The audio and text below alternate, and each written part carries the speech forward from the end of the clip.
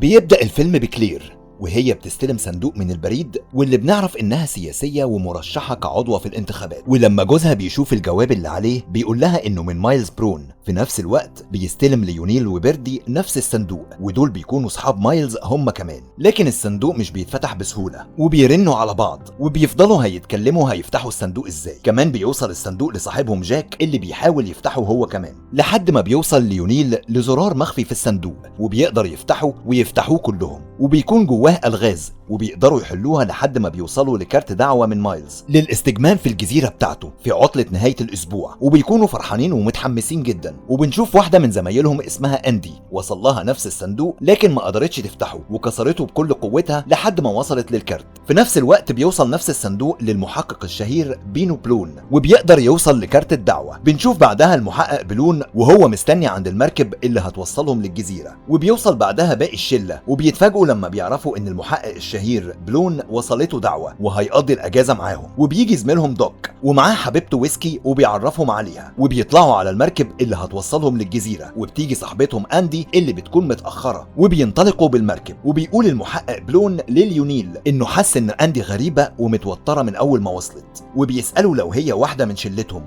وهو بيقول له انها كانت مقربة منهم جدا وهي اللي اسست شركة الفا للتكنولوجيا مع مايلز من 10 سنين، لكن بطريقة غير قانونية قدر يشيلها من الشركة ويخلي نفسه المالك الوحيد ليها. ويقول له بلون ورغم ده مايلز دعاها، وبيقول له ليونيل الاغرب انها قبلت الدعوه ووافقت تكون معانا في الرحله دي. بعدها بيوصلوا للجزيره وبيستقبلهم مايلز وبيكون متفاجئ من اندي انها قبلت الدعوه وجت، وبيقول لهم يستمتعوا بوقتهم عليها ويقابلهم عند حمام السباحه بعد ما يغيروا، ويقول لبلون انه عايز يتكلم معاه في مكتبه. وبيروحوا للمكتب وبيكون بلون مبهور بدقه التكنولوجيا اللي مصنوع بيه مكتبه، وبيسالوا مايلز هو بيعمل ايه هنا على الجزيره، وبيستغرب بلون وبيقول له انه وصل له صندوق منه وجواه كارت الدعوة وبيوريه الكارت. وبيستنتج مايلز ان حد هزر معاهم وبعت نسخة من الصندوق لبلون ودعاه، وبيعتذر بلون عن ده، لكن بيقول مايلز انه مبسوط ان المحقق الشهير على الجزيرة بتاعته وبيطلب منه يستمتع بوقته. وبيتقابلوا عند حمام السباحة وبيقول لهم مايلز يشربوا ويقضوا وقت لطيف.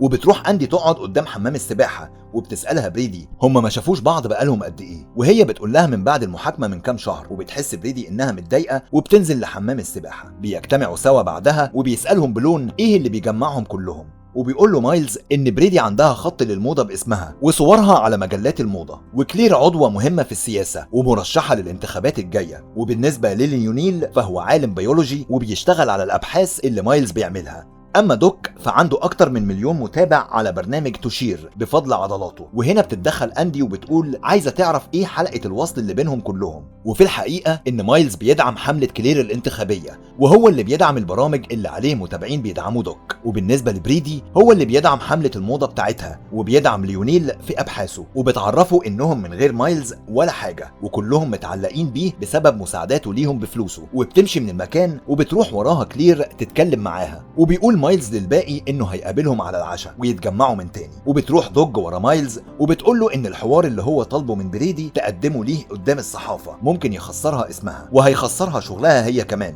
لانها بتشتغل معاها. وبيقول لها من الافضل ليها تقنع بريدي تقدم الحوار ده قدام الصحافه. وبيمشي وبيكون بلون واقف بيتصنت عليهم، وبيشوف دوك وهو بيجري وبيروح وراه، وبنشوف دوك وهو شايف حبيبته بتخونه مع مايلز، وبيكون بلون شايف كل ده. وبالليل بيتجمع الكل على العشاء وكمان بتكون اندي موجوده وبيديها مايلز مشروب، وبيكونوا معجبين بديكور الاوضه وبيلاحظوا وجود صوره للموناليزا عنده ومحميه باجهزه امنيه، وهو بيقول لهم انها اللوحه الاصليه، وده لان متحف اللوفر في باريس كان هيقفل بسبب الديون وهو مولهم مقابل لوحة الموناليزا. وبيقول لهم انه قريب جدا هيستقبل في الجزيرة قادة الدول والصحفيين علشان يشاركهم اكتشافه العظيم عن مادة بتوفر الطاقة وآمنة للاستخدام الشخصي في البيوت. لكن بيقطعوا ليونيل وبيقول له ان ده خطر وانه لسه محتاج سنة علشان يختبر المادة دي، وخطر تدخل البيوت لانها قابلة للاشتعال. لكن مايلز بيطمنه وبيقول له انه صانع كل حاجة ليه في الجزيرة ديت من المادة دي، حتى الأوضة الكبيرة اللي هم فيها دي من صنع المادة دي. وعلى السفرة بيقول لهم عن لعبة هيعملوها كلها وهتاخد كل وقتهم في الاجازه، وهي التحقيق في موته. هيمثل انه مات ولازم يعرفوا مين اللي قتله وقتله ليه ويجمعوا الادله، واللي هيفوز هيكون اذكى واحد فيهم. لكن بلون بيكون ذكي وبيكتشف خطته كلها، وده بيضايق مايلز وبيروح للمكتب وبيروح معاه بلون وبيقول له مايلز انه فضل يشتغل على اللغز ده فتره كبيره وفي الاخر هو قدر يكشفه في ثانيه، وبالشكل ده مش هيكون فيه مغامره. وبيقول له بلون انه وضع نفسه في خطر لانه جمع اصحابه في جزيره معزوله وزرع في تفكيرهم قتله، وده ممكن يخليهم يقتلوه بجد.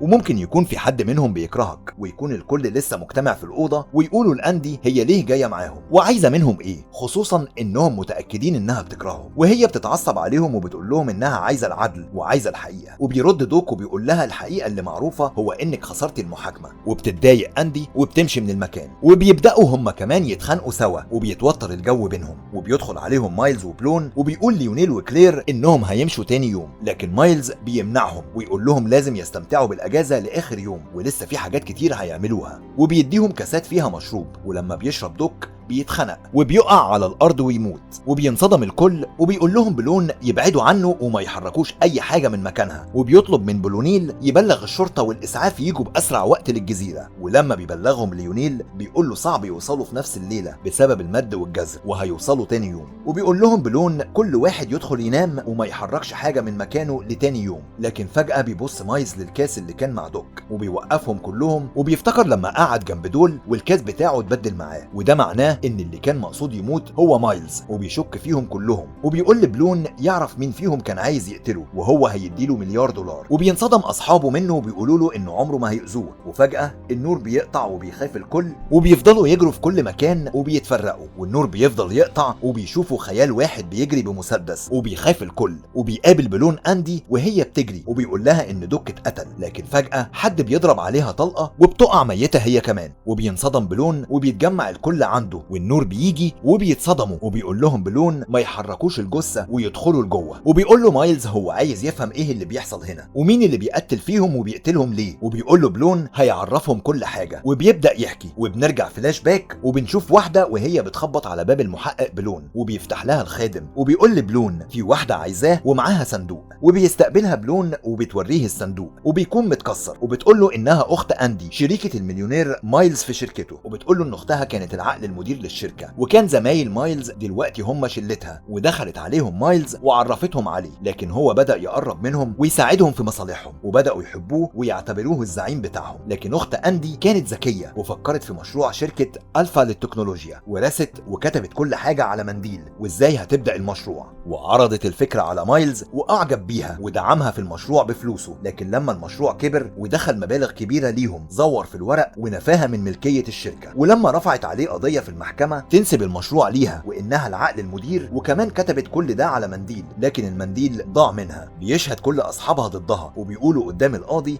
انهم شافوا مايلز وهو بيكتب فكره المشروع على المنديل مش هي، وبيساعدوا اكبر المحامين، وشهادتهم الزور بيكسب القضيه ضدهم. وهي بتبعد عنهم وبتعزل نفسها في البيت وبتكتئب. وفي يوم وهي متعصبه وقعت المكتبه بتاعتها كلها على الارض، وبتلاقي جنب الكتب المنديل اللي كانت كتبته بخط ايديها، وبتكتب على الايميل بتاعها انها لقت المنديل والحقيقه في ايديها دلوقتي، وبتتصور بالمنديل وبتبعت الرساله لكل زمايلها ومنهم مايلز. لكن بعدها بفتره بسيطه لقوها ميته في بيتها بجرعه مخدرات. وبتكمل اختها كلامها وبتقول ان اختها ما كانتش بتتعاطى اي نوع من المخدرات وده مش انتحار، هي اتقتلت عن عمد. وبيقول لها بلون هو مطلوب منه ايه دلوقتي، وهي بتقول له انها لما فتحت الصندوق اللي جاي لاختها لقت دعوه من مايلز للجزيره بتاعته، وبتطلب منه يروح معاهم الرحله دي ويتجسس عليهم ويعرف مين فيهم قتل اختها. وهو بيوافق وبيخطط لخطه ذكيه معاها، وبيقول لها بما انها اختها التوأم ومفيش فرق بينهم تلبس لبسها وتمثل انها اندي. لكن هي بتتردد وبتقول له انها مش في جمال اختها، حتى شعرها مختلف عنها. وهو بيقول لها انه هيغيرها ويخليها شبهها بالظبط، واصلا محدش يعرف ان اندي ماتت لحد دلوقتي. وهي بتكون خايفه في الاول لكن بتوافق، وبتبدا تقرا في مذكرات اختها علشان تتعرف على زمايلها اكتر واكتر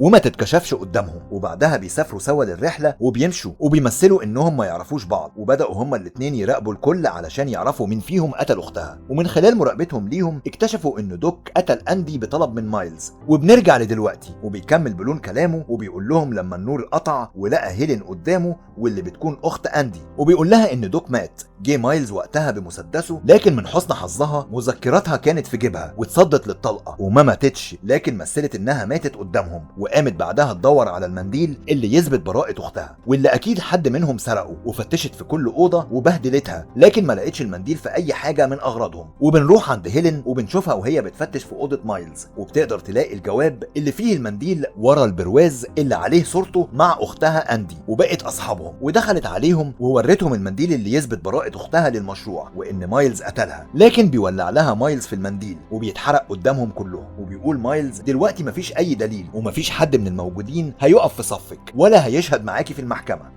وبتتصدم هيلين وبتقول لبلون يساعدها، لكن هو بيقول لها ان دي كانت فرصتها الاخيرة واتحرقت قدام عينيها، وبيديها حاجة في ايديها وبيمشي من المكان. وبتكسر هيلين كل حاجة في الأوضة قدام مايلز، وبيبدأ زمايلها هم كمان يكسروا معاها كنوع من التمرد على مايلز، وبتولع في المكان وبترمي قطعة الهيدروجين اللي بنى بيها مايلز المكان في النار، وبيولع المكان كله، وبتجري على لوحة الموناليزا وبتشيل أجهزة الحماية من عليها وبتولع قدام عين مايلز. وبتطلع بعدها تقعد هي واصحابها بعد ما حرقت كل حاجة لمايلز، وبيخرج مايلز يقعد هو كمان ويقول لها انها مجنونة في اللي عملته، وهي بتقول له انها بالشكل ده حققت انتقامها لاختها منه، وهيكون بالنسبة لها أضحوكة تفتكره العمر كله. وبيسافر الكل بعدها من على الجزيرة، وبتروح هيلين تتكلم مع بلون وبتشكره على مساعدته ليها، وهو بيقول لها هتعمل ايه، وبتقول له انها هتمشي من هنا وهتكمل مشروع اختها. وبيخلص فيلمنا على كده. وما تنساش تزورنا في القناة، هتلاقي ملخصات هتعجبك، وما تنساش تشترك في القناة وتفعل زر الجرس، ولو في فيلم عاوزني ألخصه اكتبه في التعليقات. سلام.